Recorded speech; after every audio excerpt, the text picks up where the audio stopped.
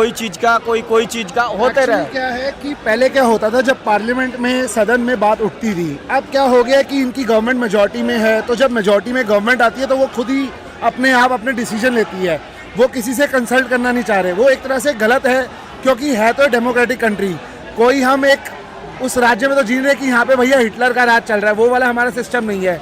तो अगर कोई सत्ता में आया है, माना आप मेजॉरिटी में है, लेकिन आपको डिस्कशन पार्लियामेंट में करना ज़रूरी है। अगर आप अपनी चार बंद दीवारी में बैठ के अपना एक डिसीजन लेंगे तो कोई ना कोई तो हर्ट होगा।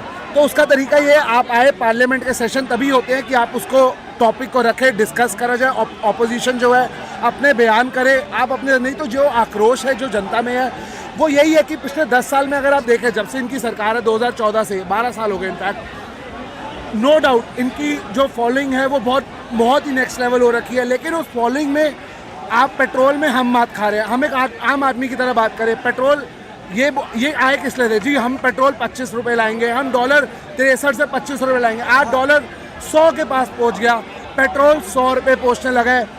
उसके बाद आप पेपर्स देखिए, जैसे नीट का जो हमारा जो मेन मुद्दा है, पेपर्स लीक हो रहे हैं, लोग मर रहे हैं। अगर धर्मेंद्र प्रधान पहले दिन अगर रिज़ाइन कर देता, पहले भी, हम आज से नहीं हो रहा, पहले भी अगर कोई गवर्नमेंट फेल होती है तो उसका एक मिनिस्टर को रिज़ाइन करना होता है, क्योंकि उसका लैप्स है। ये एक जॉब की तरह, आप एक नौकरी पे है, आपको एक नौकरी दी गई है, अगर आप उस नौकरी को सही से नहीं कर रहे तो आपको हटा देना चाहिए। लेकिन अगर आपका सीनियर जो बॉस है, जो मोदी है या जो भी हो इनकी पार्टी में, अगर वो ही नहीं हटा रहे अपने इनके मिनिस्टर को, तो लोगों का आक्रोश तो बढ़ना ही है।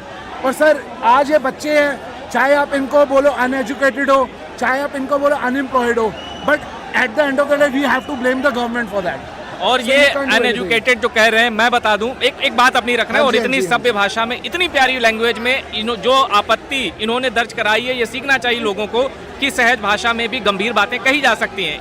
अब जो ये अनएजुकेटेड जो इस भीड़ को कह रहे हैं ना, इतनी वेल बिहेव्ड भीड़ है ये, आप बस एक मिनट खड़े हो जाइए, आपके शक्ल से आपकी परेशानी जांच लेंगे, कभी नींबू पानी पूछेंगे, कभी चिप्स देंगे, तो आप ऋणी हो जाएंगे इनके, आप इनके ऋणी हो जाएंगे, ये आपका दिल जीत लेंगे और आपका मन करेगा कि भैया इनके साथ खड़े हो जाओ। और वाकई क्यों ना खड़े हो, इनकी मांग कोई गलत नहीं है। अब इन्होंने कहा कि ये सरकार बात नहीं करती, संवाद नहीं करती, डेमोक्रेसी में डिसेंट और डायलॉग, ये तो बहुत बड़ी चीज है जो इस सरकार में, पार्लियामेंट का काम ही यही है। आप पार्लियामेंट में नहीं उठाओगे मुद्दा तो कहाँ उठाओगे?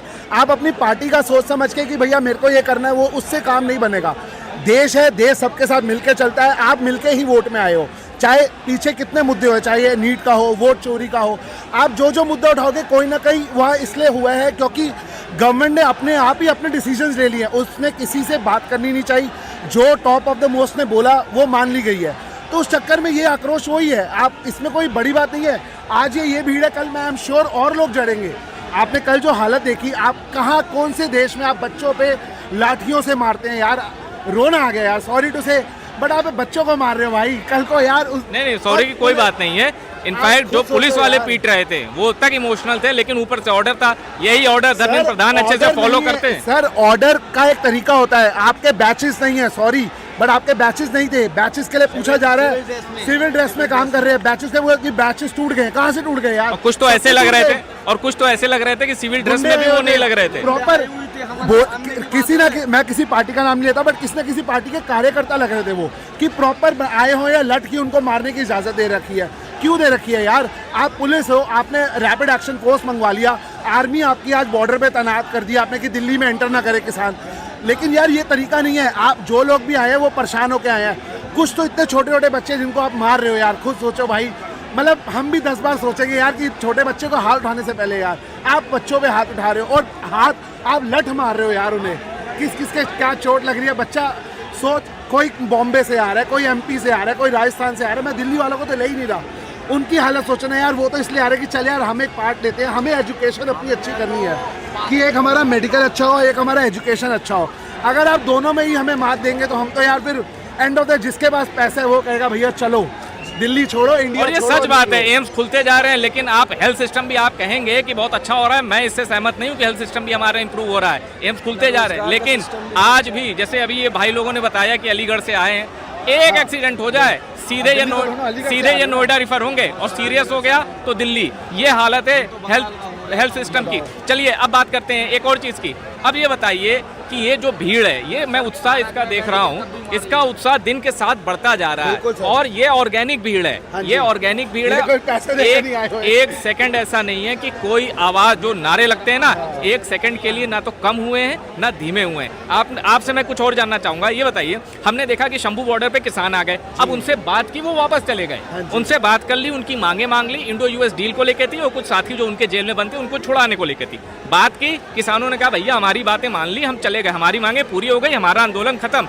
यही कर लेते यहाँ सर, सीजेपी बात करने से बात बनती है, अगर नहीं करेंगे तो बात बिगड़ेगी। हमें बचपन से सिखाया गया, कल को अगर कोई बच्चा भी रोता है कि उसके माँ बाप उसको कोई चीज़ नहीं देके, तो वो रुस के अगर वो जाता है नाराज होके, तो उसके पापा या उसकी मम्मी उसके बाद आते हैं कि क्या हो गया यार, कुछ नहीं होता, थोड़े दिन बाद ले ले। मतलब एक बात करने से वो बच्चा फिर मान जाता है, लेकिन आप उस बात ही नहीं करना चाह रहे उस बच्चे से, तो यार वो बच्चा तो फिर कहीं ना कहीं तो उसकी फ्रस्ट्रेशन तो कहीं ना कहीं तो गुबार फटेगा।